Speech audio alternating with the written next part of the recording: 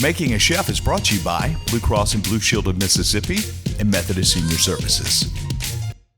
So, Mr. Wes, I love cooking brisket, but past 2 or 3 times I have not been able to get a good brisket. So is there anything you can show me to make a perfect brisket? Well, let's start from the beginning. What we're gonna do here is we're gonna take our brisket and we're gonna trim it up, and then we're gonna season it. And we're gonna use 2 simple things, salt and pepper. Perfect, yeah.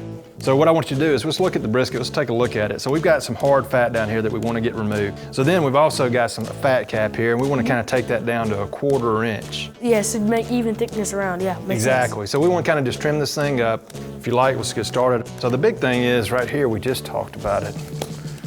This big fat piece of fat right here. So we're just gonna take our knife, and if you get too much meat, that's not the end of the world. We just want to get this big hard piece trimmed up. Just any of this hard fat. So just take the knife and just kind of take a little bit off this, and we'll work our way over here. So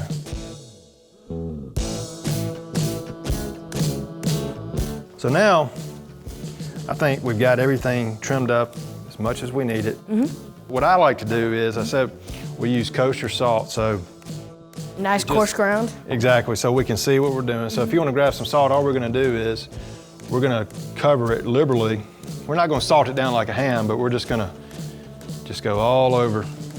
Now, I think the key to barbecue is, and what people don't do, is add enough salt. Yes, salt enhances flavors. I mean, this is, I'm just guessing, 10, 12 pounds. Yeah. It needs a lot of salt. The outside looks like it's over-salted, but it'll penetrate some on the inside. Exactly, so you can kind of pat that in. Yeah.